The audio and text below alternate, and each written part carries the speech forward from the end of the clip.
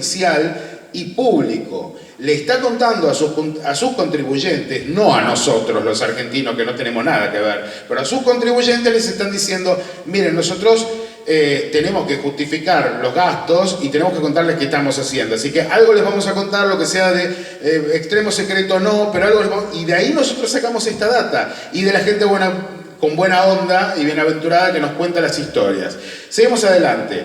La ARO, y acá llegamos a esto, es la Oficina de Investigación de Fenómenos en todos los medios, o sea, transmedio, es la era transmedio de los ovnis, de los Estados Unidos, e investiga obviamente los UAP, que ahora tendrían que llamarse de otra manera, porque es Unknown Aerial Phenomena, o sea, fenómeno aéreo desconocido, y estamos hablando de fenómeno marino, espacial, aéreo, terrestre, o sea, ahora tendríamos que ponerle algún nombre como fenómeno desconocido de todos los dominios, o algo por el estilo.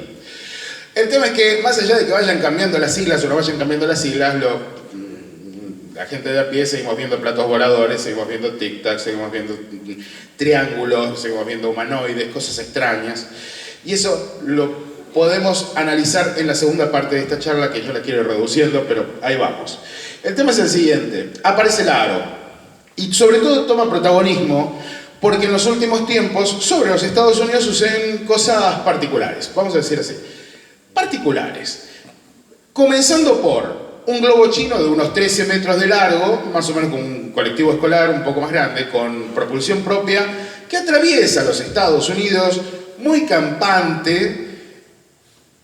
Algunos dicen que tomando información de tierra, otros dicen que llamando la atención únicamente para decir acá estamos, somos los chinos y hemos llegado al juego geopolítico internacional con tanta fuerza que miren, Estados Unidos, les ponemos un globo sobre el cielo y ahora ustedes nos van a ver pasar. Que fue lo que pasó, porque además no lo podían derribar porque tenía una carga activa que pesaba toneladas y tenían miedo de derribarlo sobre los Estados Unidos porque si eso caía arriba de una casa, de una persona o del dedo gordo de alguien, iban a tener un juicio millonario que se querían evitar, así que tuvieron que esperar a que pase hasta la otra costa y cuando estuviera sobre el mar, recién ahí derribarlo. Resulta que derriban el globo chino, se acordarán, y después a la semana o a la semana y media comienzan a derribar muchas más cosas en los Estados Unidos. Y uno se quedó, yo la verdad que ese fin de semana tenía muchas ganas de descansar. Digo, ¿por qué Estados Unidos? ¿Por qué sábado y domingo te pones a bajar ovnis? ¿No? Otro día no tenés, ¿no? Domingo al mediodía estábamos en la isla con Cibe y yo estaba tratando de conectarme a internet y ver qué era lo que sucedía, porque de pronto Estados Unidos decía que había bajado ya un segundo objeto volador no identificado. China salía a decir, ¡hey! Nosotros también tenemos un objeto volador no identificado frente a nuestras costas, le estamos diciendo a nuestros pescadores que se retiren de la zona porque lo vamos a derribar, y nunca más dijeron nada. Y después aparece otra vez Estados Unidos y Canadá, y bajamos otro objeto, y no sabemos lo que es, y tiene forma extraña, hexagonal, y es muy lento, y nuestros jets pasaron al costado, no sé. Miren, esa misma noche del domingo se hizo una conferencia de prensa en el Pentágono, que no se conoce mucho, que yo la traduje como unas cuantas cosas que doblo al español en mi canal. Si quieren pasar por el canal, se llama La Señal Ciencia y Misterios y toda esta data está mucho más detallada ahí.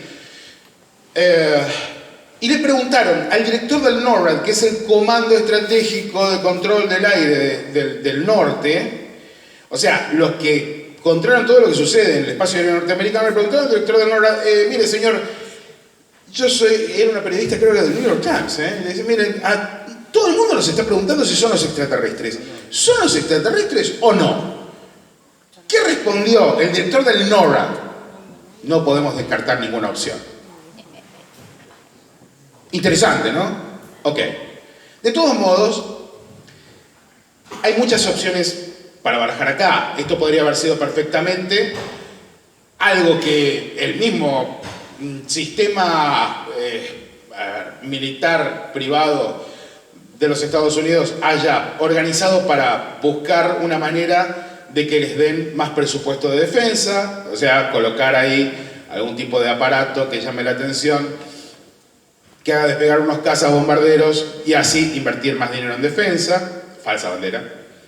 Podría ser tranquilamente un análisis de capacidades del enemigo.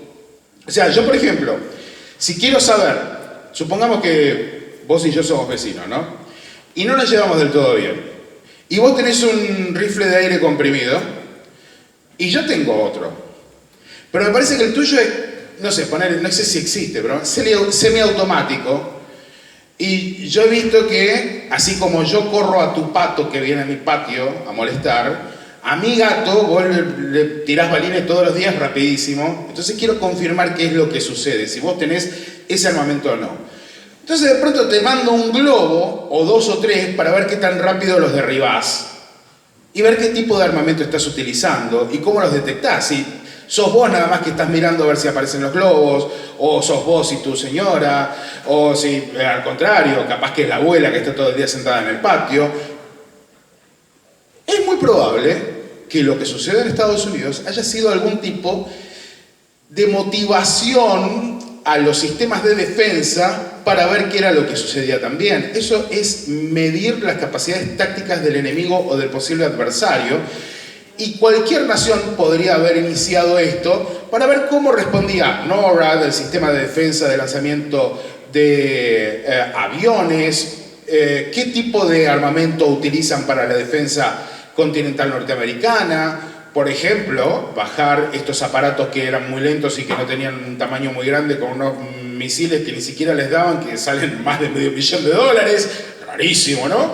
Bueno, todo esto dejó muchas preguntas. Entonces, la AARO, que es la oficina que reemplaza a la UAPTF, que es la que venía investigando los ovnis desde el año 2017 con el informe del Pentágono, que es la oficina que se encarga de investigar los fenómenos de todos los dominios, hace una conferencia que igual ya estaba pactada del año pasado, pero que tomó otro nivel y otra importancia, frente al Congreso de los Estados Unidos, al subcomité que corresponde a esto, a defensa, y ahí conocemos a Kirkpatrick. Bueno, acá vemos lo del globo chino, probablemente, al menos 3 objetos no identificados, etc. Bien. Esto hizo que la AARO de pronto se convierta en un punto fuerte y en un punto mediático también. Ese es el doctor Kirkpatrick, el director de la AARO. Y escuchen lo que nos va a contar ahora, que en realidad se lo contaba a la senadora Gillibrand y al subcomité de defensa del Senado hace apenas 2 meses atrás.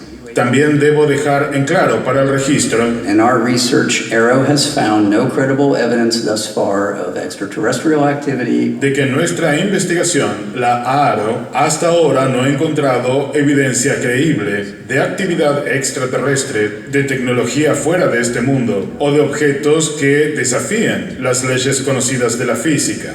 En el caso de que consigamos la suficiente data científica como para que la única explicación para un UAP sea que es extraterrestre en origen, estamos encomendados a trabajar con nuestros socios en inteligencias, sobre todo en la NASA, para informar apropiadamente al liderazgo del gobierno de los Estados Unidos acerca de estos hallazgos. Ok. Todos escucharon la parte en los medios de comunicación donde Kirkpatrick decía: no hemos encontrado hasta ahora nada concluyente que diga que se trata de tecnología extraterrestre. Lo que la mayor parte de los medios de comunicación no les contó y no les compartió es que a continuación había dicho: en el caso de que encontremos las pruebas definitivas de que la única explicación de esto es extraterrestre, ya tenemos todo preparado para contarle a todo el mundo dentro de la cadena de mando, no a nosotros, pero dentro de la cadena de mando. O sea, estamos preparados para esa eventualidad. ¿Por qué se prepararían para esa eventualidad? Porque de pronto la AARO mostró videos como este. Mirá qué interesante, che. Explícame dónde está el sistema de propulsión de este aparato.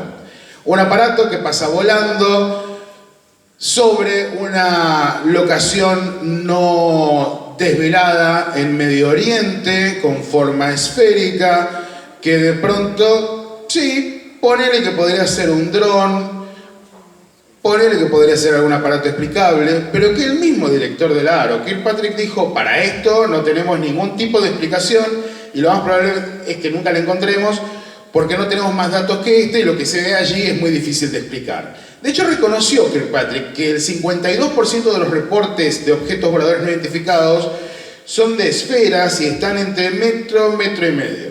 Pero no solamente dijo esto, también dijo esto. AARO está desarrollando e implementando su plan de ciencia y tiene que hacerlo con cimientos en la sólida fundación de una teoría científica que vaya por todo el rango de las hipótesis que hayan sido presentadas respecto a qué son los UAP.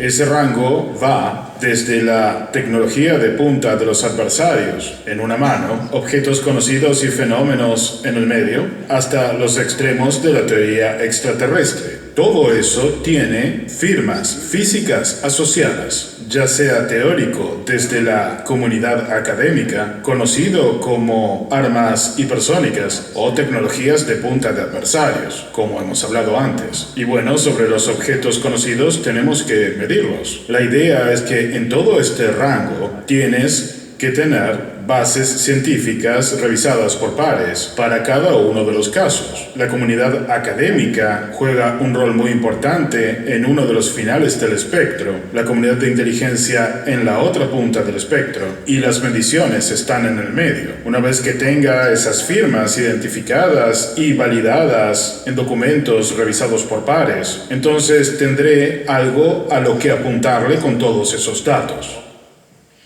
Ok.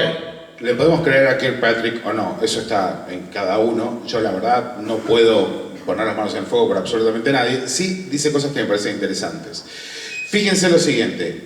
¿Qué nos explicaba? Ellos tienen, por un lado, los avances tecnológicos del adversario, que pueden ser muchos y que pueden ser, de hecho, descollantes.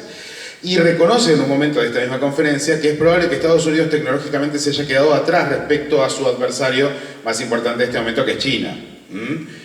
Pero ¿qué dice? De un lado tenemos la tecnología de punta del adversario y del otro lado tenemos la hipótesis extraterrestre. Y en el medio tenemos los aparatos conocidos. Algo de todo esto va a responder una gran parte de esos eventos. O sea, de ninguna manera está descartando la cuestión extraterrestre, sino que está diciendo que todavía no tiene los datos suficientes como para asegurar una cosa o la otra. Pero que también podría ser. De todos modos, no creo que lleguen a ese punto, pero es una de las cuestiones que se están barajando. Entonces, la verdad es que yo entiendo, y a mí tampoco me gusta ver como por ahí se pide presupuesto en nombre de los ovnis, pero es muy interesante ver cómo han cambiado las cosas, porque hace 10 años atrás nadie hablaba de esto. Y el que hablaba de esto lo crucificaban, nunca más tenía un ascenso, le ponían un bozal y lo mandaban a la casa si era posible. Era el apestoso del barrio, ¿sí? O sea, el que siempre tenía la pata, es así de sencillo. No hay otra manera de verlo. Bueno, seguimos con la agenda transmedio. Y vamos terminando con esta primera parte y la segunda la vamos a hacer más rápido. Estados Unidos reconoce que hay cosas en sus cielos, espacio, mares y tierra que no puede identificar. Dicen, Houston, tenemos un problema y esto se está complicando. Esto es una desinteligencia en defensa que autogeneraron con el estigma ovni. Claro, porque es lo que les decía. O sea, si vos cuando vas a decir, che, loco, vos sabés que vi un triángulo volador que de pronto hacía unos malabares increíbles que siguió y que nadie se enteró de que estaba allí, que era silencioso y que, no, pero vos estás borracho, estás drogado, flaco, ¿qué te pasó? No le iban a decir así, ¿no? Pero you're drunk. You're drunk. Digo, si te van a tratar así, no vas a decir nada. Imagínate si encima te vas a comer, que no te vuelvan a ascender nunca en tu vida, que te traten como un paria, la gente no iba a reportar absolutamente nada. Ni la comunidad de inteligencia, ni los agentes de defensa, cero, no report. Ok, la AARO investiga hoy todo el rango que va desde lo terrestre a lo extraterrestre y se apoya en la NASA.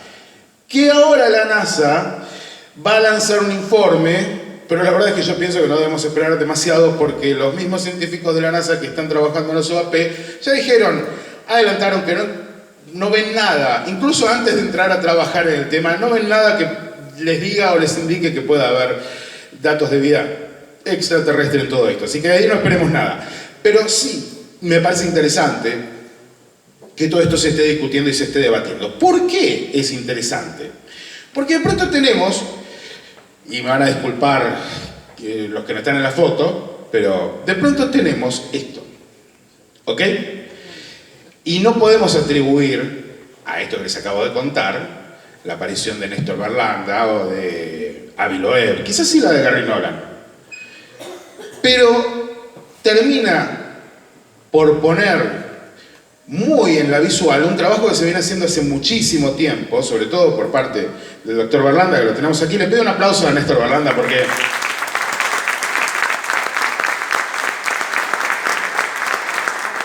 siempre es un placer tenerlo y escucharlo y poder charlar un rato. Me da unas tremendas ganas de invitarlo para que suba, pero estamos mal de tiempo. El tema es que Avi Loeb, Gary Nolan, Néstor Berlanda están encabezando los esfuerzos del otro lado. Yo les conté hasta ahora la agenda UAP que tiene que ver con el gobierno de los Estados Unidos. Que lo próximo que va a pasar, probablemente el informe de la NASA, otro informe de la AARO. Veremos qué onda con los papers de Kirkpatrick con Avi Loeb, que ahora lo vamos a... porque es donde se cruzan los mundos y las cosas no quedan del todo claras. Pero van a seguir en esta onda y nos decía John Alexander, de a poco van a dejar que se diluya esto, porque tampoco les interesa llamar demasiado la atención. Pero sí ahora van a tener presupuesto para investigarlo como lo quieren investigar. Sin embargo, en el ámbito privado, esto ha despertado intereses que me parecen muy lógicos, como el de Avi Loeb desde Harvard, de investigar la posibilidad de que algo de todo esto sea extraterrestre. Su caballito de batalla se llama Oumuamua, que es un asteroide supuestamente, un meteoro que pasó por el sistema solar interplanetario y que parecía ser, según él dice, un trozo de chatarra de tecnología extraterrestre. Él, de hecho, habla de la astroarqueología. Está hablando de la astroarqueología, de hacer arqueología en el espacio. Tenemos a Gary Nolan. Gary Nolan es patólogo de la Universidad de Stanford y, de hecho, estuvo nominado al Premio Nobel.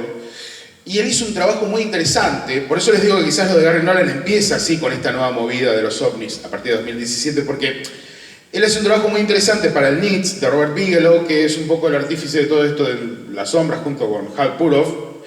Busquen esos nombres. Y Nolan es parte de un equipo junto con Keith Green, otro médico, que hace un análisis sobre las personas que han estado demasiado cerca del fenómeno, incluyendo pilotos y visores remotos. Y encuentran datos científicos que apoyan la idea de que algo está sucediendo con el fenómeno. Y bueno, todos conocemos el trabajo de Néstor Berlanda, ¿no?, que nos lleva a cuestionarnos los límites y el tejido mismo de la realidad. ¿Ok? Bien, vamos a seguir adelante. Bueno, la investigación científica. Por fin tenemos investigación científica de lo que hemos llamado fenómeno, y muchas veces fenómeno ovni también. Lo que les dije recién, Avi Loeb, Gary Nolan, Néstor Berlanda, desde Argentina, encabeza la investigación científica del fenómeno en su mirada más profunda, experimentadores y fronteras de la realidad. Hay otras iniciativas también que han salido con este nuevo auge de los objetos voladores no identificados o UAP, que son ICER, UAPX, como les decía recién, que buscan llevar el tema OVNI al ámbito institucional, por ejemplo, con el ingreso a las Naciones Unidas de ICER, que se dio un paso importantísimo a principios de este año, y generar sobre todo bases de datos sobre los OVNIs o UAP, como es el caso del equipo de Gary Burgess. Ok, investigación científica. Hay preguntas difíciles. Paper sobre naves nodrizas. Lo escuchamos hace poco. Bueno, Avi Loeb y John Kirkpatrick se pusieron a hablar sobre la posibilidad de que haya naves nodrizas en el sistema solar, lanzando sondas robóticas con inteligencia artificial para investigar la Tierra. Antes nos decían, yo era chico y me decían que no había agua en ningún otro cuerpo celeste del sistema solar, que la Tierra era algo así como la joya, el oasis del universo, porque teníamos muchísima agua. Resulta que ahora hay agua hasta en la Luna, ¿no? Que la Luna no tiene ni atmósfera, y ahora hay agua hasta en la Luna congelada. Digo, ¿cómo hemos avanzado? Que ahora, por ejemplo, un científico se puede permitir hacer un paper teórico con esto, ¿sí? Le preguntamos, y respondió. Oumuamua, como el primer objeto interestelar, lucía muy inusual, y es por eso que yo estaba intrigado. Pero entonces el segundo objeto interestelar llevaba la misma velocidad que Oumuamua, y también llegó muy rápidamente, más o menos de la misma zona, así que tal vez fue una pieza de Oumuamua, algo que se desprendió. Pero luego chequeé y me di cuenta de que vino de una dirección diferente, así que no estaba relacionado. Pero eso me dio la inspiración para considerar la situación de una nave madre en la que tienes una gran nave espacial que suelta pequeñas sondas, lo que tiene mucho sentido, porque eso es lo que hace, por ejemplo, el diente de león. Esta flor libera muchas semillas que se van volando. Y en el caso de una sonda, tú querrías visitar muchos lugares diferentes. Quizás tan solo un planeta como la Tierra que está habitado o diferentes planetas. Y la mejor manera de hacer eso es no aterrizar en algún lugar con una gran nave, sino que es lanzar un montón de sondas pequeñas. Y eso es lo que ha sido reflejado en la introducción de mi paper con Sean Kirkpatrick, que es completamente, diría que especulativo, es una posibilidad y no es algo de lo que tenga evidencias firmes. It's not something that I have evidence for. Bueno, no tiene evidencias firmes, pero se anima a lanzar un paper, y atención con esto, con el hombre que veíamos hace un rato, que es el director de la AARO. O sea, este señor, Avi Loeb, que está diciendo que hay naves nodrizas en el sistema planetario lanzando sondas, es el mismo que escribe un paper científico con Sean Kirkpatrick, que es el director de la AARO, que seguramente está llamando a ese celular que está sonando por ahí. ¿John, sos vos? No, ok. No, escribe un paper con Kirkpatrick diciendo, hey, los extraterrestres ya llegaron. ¿No les parece raro? Es raro. Pero bueno, igual yo le pregunté, me dijo que hacen colaboraciones científicas por afuera, porque los dos son doctores en física. Interesante. Seguimos. La investigación científica. Preguntas difíciles. Pinturas rupestres en Marte. Yo les iba a pasar con un videito, pero lo voy a hacer más sencillo. Lo voy a hacer más sencillo mientras John sigue llamando. Para mí, estoy seguro que John. Yo les voy a decir lo siguiente.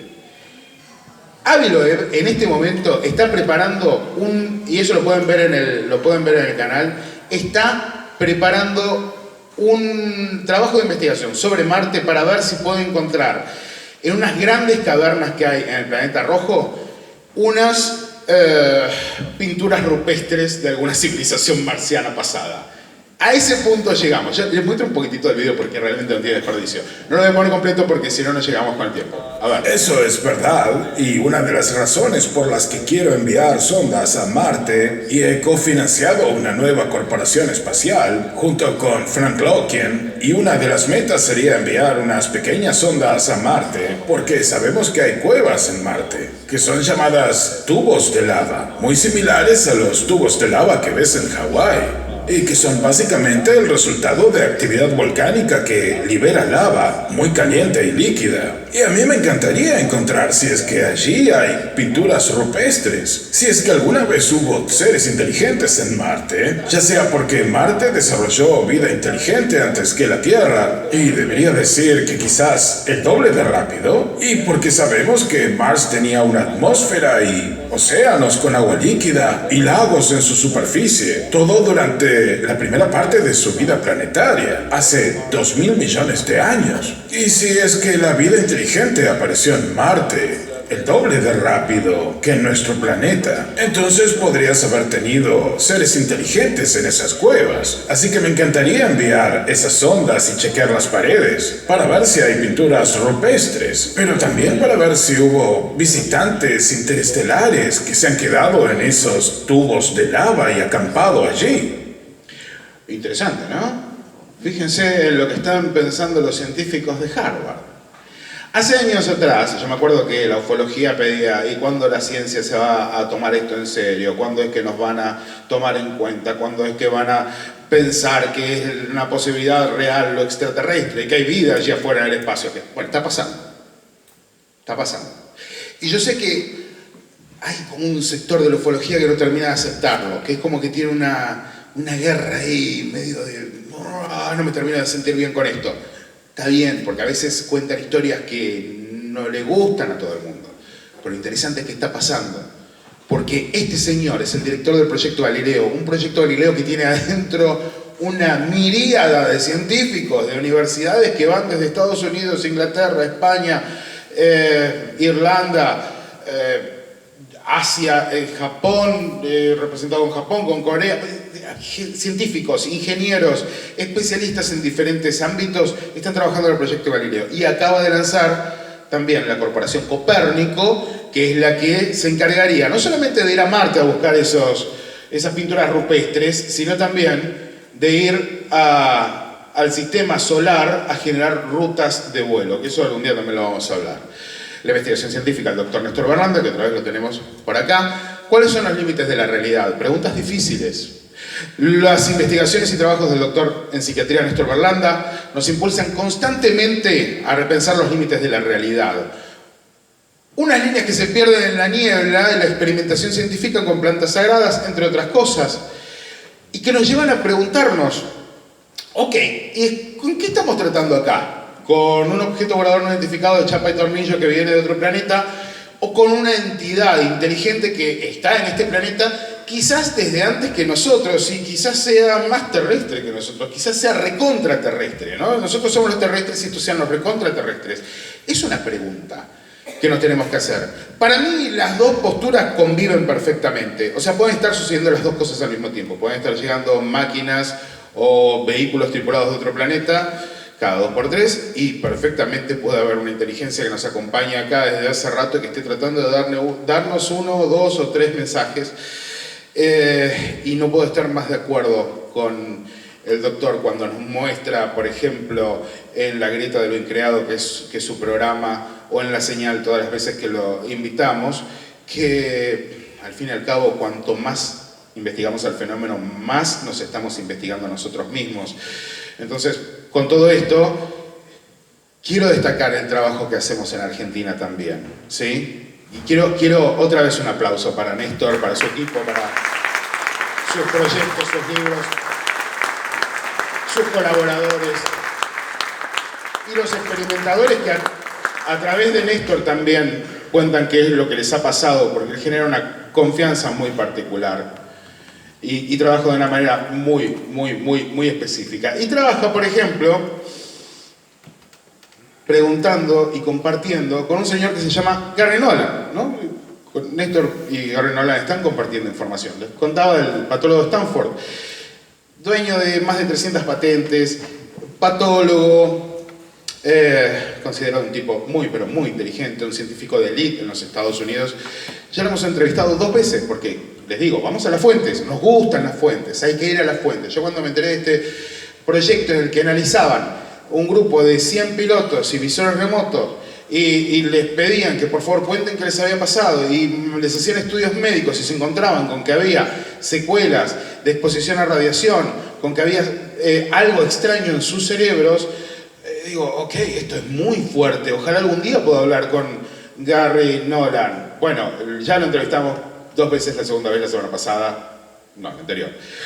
Ok, ahora ¿qué pasa? Cuando te pones a hablar con Gary Nolan, llega un punto en el que le preguntas, bueno, ¿y usted cómo se metió en todo esto? Sí, él se metió porque lo fueron a buscar desde el Pentágono. Se le aparecieron 2 tipos en la oficina, le dijeron, miren, nos está pasando tal y cual cosa, necesitamos que lo analice. Y él, con ciertos aparatos y tecnologías de análisis de inflamación en sangre, era el científico que estaba a la vanguardia en ese momento para realizar el tipo de investigaciones que necesitaba hacer el Pentágono. Así que lo fueron a buscar a él. Pero investigando esto, él se da cuenta de que hay algo que comparte con las personas que está investigando. Resulta que Gary Nolan tiene una motivación, y esto lo destaco en este momento, tiene una motivación que es la de muchos de nosotros. Él también tuvo sus propias experiencias. Él también vio hombrecitos en su habitación y un objeto volador no identificado. ¿Ok? Esto es fundamental entender que de pronto científicos de primera línea están contando que ellos recibieron hombrecitos en su habitación cuando eran chicos y no le da tanta importancia, tampoco es que se desviven contándolo, pero sí lo cuentan. Fíjate, vamos a poner aunque sea un poquito de eso. I was about 12 years old. Tenía como unos 12 años. Esto debe haber sido en el año 1973. Ahora tengo 62 años. Y me encontraba repartiendo unos periódicos muy temprano en la mañana, a las 5:30 de la mañana. And early in the morning, and 5:30 in the morning. Y tenía que ir entre una casa y otra y pasar a través de un bosque. Y era marzo, así que, sabes, no había hojas en los árboles. No leaf.